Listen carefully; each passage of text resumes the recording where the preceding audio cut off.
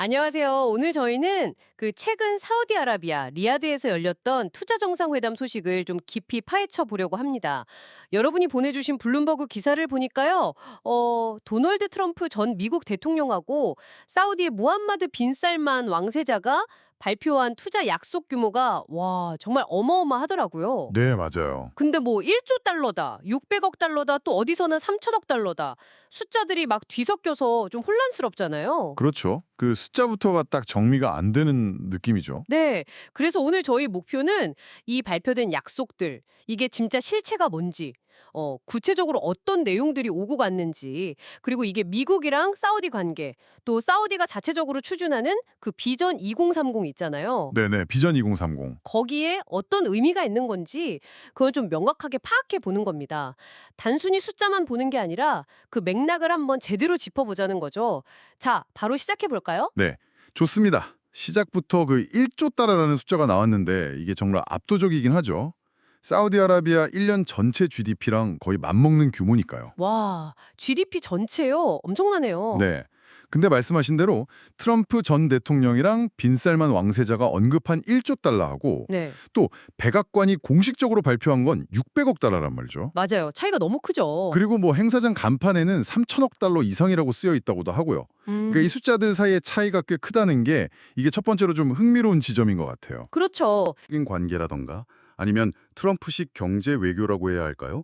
그런 접근법, 또 사우디가 국내에서 추진하는 네옴시티 같은 엄청난 프로젝트들 있잖아요. 네, 네옴시티. 이것들과 어떻게 연결되는지 그걸 좀 다각적으로 봐야 할 것 같습니다. 그렇죠. 특히 트럼프 전 대통령이랑 빈살만 왕세자가 같이 1조 달러를 딱 언급했다는 거, 이게 상징성이 굉장히 큰 것 같아요.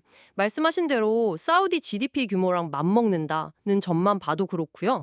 그렇죠. 트럼프 본인도 뭐 다른 대통령들은 몇 년 걸려도 못했을 일을 우리는 뭐 본질적으로 2달 만에 해냈다. 이런 식으로 얘기했으니까요. 확실히 자기 스타일을 보여주는 거죠. 네, 그런 발언이 있었죠.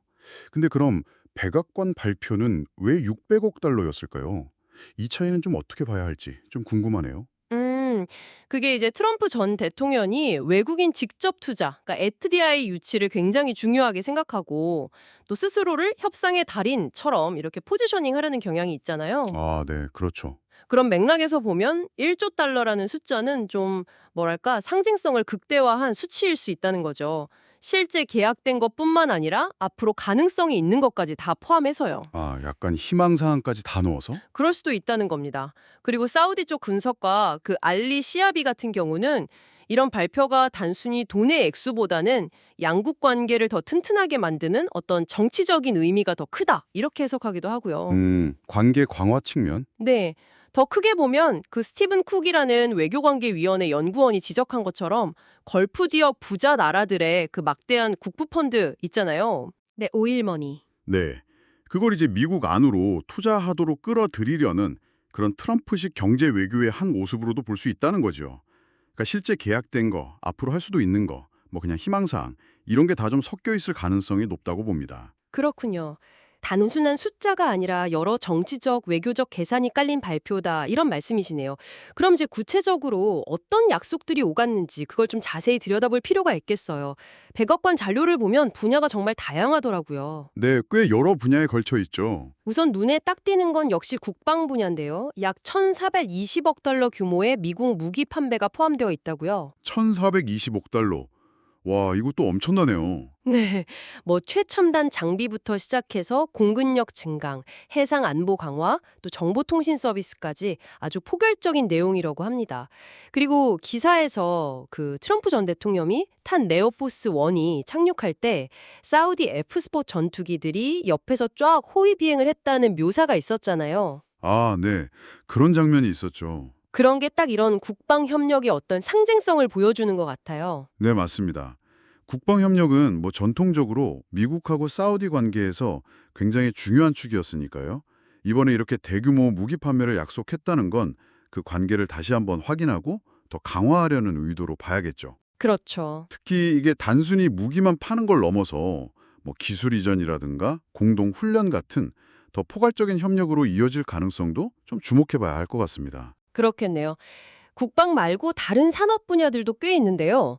예를 들어서 에너지 분야에서는 그 GE 버노바라는 회사가 천연가스 터빈 같은 거 포함해서 한 14억 2천억 달러 규모 계약을 했다고 하고요. 네.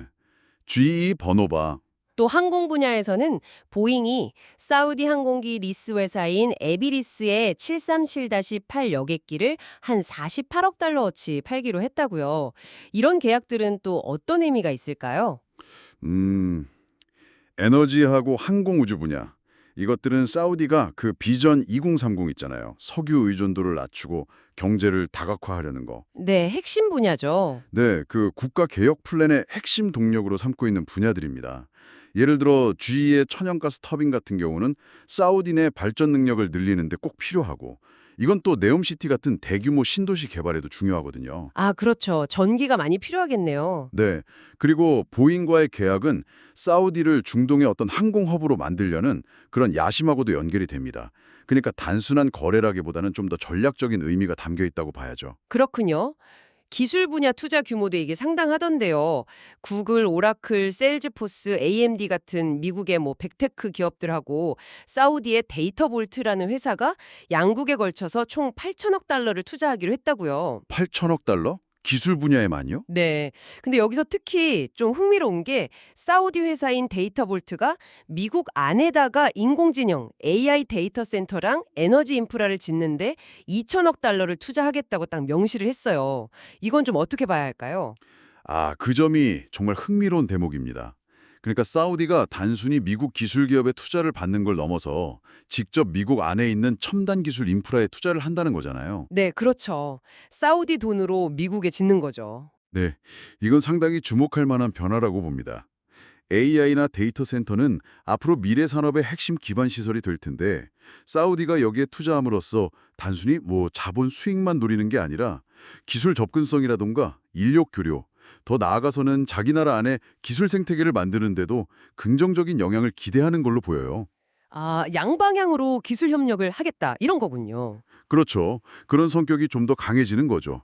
그리고 더해서 그 사우디의 샤메크 IV 솔루션스라는 회사가 미시간주에 정맥주사의 공장을 짓는 거 포함해서 한 58억 달러 규모 의료 분야 투자도 있었는데요. 네, 의료 분야도 있었죠. 이건 뭐 팬데믹 이후에 중요성이 커진 글로벌 공급망 안정화 이런 거하고도 좀 연관 지어 볼 수 있을 것 같습니다. 와, 정말 국방, 에너지, 항공, 기술, 의료 굉장히 광범위한 분야에 걸쳐 있네요. 그리고 정상회담 분위기도 정말 대단했다고 들었어요. 뭐 일론 머스크, 엔비디아의 젠슨 황, 블랙록의 메리 핑크, 아마존의 앤디 제시, 시티그룹의 제인 프레이저, 블랙스톤의 스티븐 슈월츠먼까지 진짜 뭐 세계 경제를 움직이는 거물급 CEO들이 다 모였더라고요. 네, 그 명단만 봐도 행사의 위상을 알 수 있죠. 네. 그런데 이런 화려한 분위기 속에서도 예를 들어 트럼프 전 대통령이 마치 사우디가 이미 그 아브라함 협정, 이스라엘하고 아랍 국가들 관계 정상화하는 거요. 네, 아브라함 협정. 거기에 참여한 것처럼 막 발언을 했지만 실제로는 뭐 팔레스타인 국가 인정 문제라던가 가자지구 상황 같은 아직 양국 간에 또 영내에 풀기 어려운 문제들이 남아있다는 점도 사실 간과할 수는 없을 것 같아요. 그렇죠. 그런 현실적인 문제들이 여전히 있죠. 그리고 여기서 이제 정말 흥미로워지는 지점은 바로 이 대외적인 투자 약속이랑 사우디 내부 상황과의 관계, 이게 아닐까 싶어요. 정확합니다. 바로 그 지점이 이 모든 발표의 어떤 현실성을 가늠해 볼 수 있는 아주 중요한 잣대가 될 겁니다. 네. 사우디가 지금 그 비전 2030의 일환으로 네옴시티 건설 같은 정말 상상을 초월하는 규모의 국내 프로젝트들을 추진하고 있잖아요. 네, 뭐 듣기만 해도 규모가 엄청나죠. 네, 추정되는 총 비용만 해도 약 2조 달러에 달한다는 분석도 있거든요. 2조 달러요? 와. 네, 그러니까 내부적으로도 어마어마한 돈이 필요한 상황인 거죠. 그런데 목표로 했던 외국인 직접 투자, FDI 유치는 생각보다 좀 더뎌요. 2030년까지 연간 1,000억 달러를 유치하겠다고 했는데 작년에 실제 유치한 액수는 207억 달러에 그쳤거든요. 아, 목표치에 한참 못 미치네요. 네, 그렇죠. 상당히 차이가 크죠. 그렇다면 재정적으로도 이게 좀 상당히 빠듯할 수도 있겠는데요? 그렇습니다. 게다가 유가 문제도 있어요. 블룸버그 이코노믹스 분석을 보면 사우디가 재정 균형을 맞추려면 국제 유가가 배럴당 한 96달러는 되어야 하는데 최근 유가는 그보다 훨씬 낮은 60달러 초반대에서 움직이고 있거든요. 96달러가 필요한데 60달러대로. 오, 이것도 차이가 크네요. 네. 결국은 국내에서는 돈 쓸 곳이 정말 산더미 같은데 외부에서 돈 들어오는 건 좀 더디고 주 수입원인 유가마저 기대에 못 미치는 이런 상황인 겁니다. 이런 상황에서 과연 미국에 대한 이렇게 대규모 투자 약속들을 계획대로 다 이행할 여력이 충분할까? 그리고 국내 프로젝트하고 해외 투자 사이에서 우선순위를 어떻게 가져갈 것인가? 이건 정말 중요한 질문이 될 수밖에 없는 거죠. 자, 그럼 오늘 이야기를 좀 정리해 보겠습니다.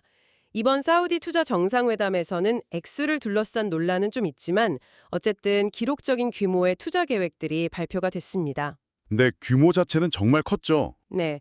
국방, 에너지, 기술, 의료 등등 아주 여러 분야에 걸친 이 약속들은 미국과 사우디 간의 관계를 앞으로 더 긴밀하게 만들 수 있는 잠재력을 보여준 것 같습니다. 그렇죠. 하지만 그 이면에는 저희가 살펴봤듯이 발표된 숫자들의 어떤 불확실성, 또 트럼프 전 대통령의 정치적인 계산, 그리고 무엇보다 사우디가 처한 그 만만치 않은 경제적인 현실하고 야심찬 국내 목표 사이에 복잡한 긴장 관계가 존재한다는 것을 확인할 수 있었습니다. 여러분은 이제 언론 헤드라인 너머에 좀 더 깊은 맥락을 이해하게 되셨을 겁니다. 네, 맞습니다. 핵심은 단순히 그 숫자 자체에 현혹될 게 아니라 그 뒤에 숨어있는 전략적인 의미들을 읽어내는 것이라고 생각합니다. 양국의 어떤 경제적인 필요라던가 지정학적인 이해관계, 또 각자의 국내 정치 상황이나 경제적인 압박 요인들이 어떻게 서로 작용하고 있는지 이걸 좀 종합적으로 봐야 한다는 거죠. 마지막으로 여러분이 한번 생각해 볼 만한 질문을 하나 던져볼까 하는데요. 사우디아라비아가 네옴시티 같은 정말 천문학적인 비용이 드는 국내 프로젝트를 성공시켜야 하고 또 외국인 투자 유치에는 어려움을 겪고 있고 유가 하락으로 재정 압박까지 받고 있는 이런 상황에서 이번에 발표된 대규모 대미 투자 약속들이 과연 그들의 궁극적인 목표인 비전 2030 달성에 어떤 영향을 미칠까요? 정말 중요한 질문이네요. 어쩌면 그 제한된 자원을 해외 투자에 우선적으로 배분하는 것이 정작 절실한 국내 혁신이나 개발의 발목을 잡는 결과로 이어질 수도 있지 않을까요? 아니면 혹시 이 두 가지, 그러니까 해외 투자와 국내 개발이 서로 긍정적인 영향을 주고받으면서 시너지를 낼 수도 있을까요? 이 질문에 대한 답은 앞으로 몇 년간 우리가 계속 지켜봐야 할 아주 흥미로운 관전 포인트가 될 것 같습니다.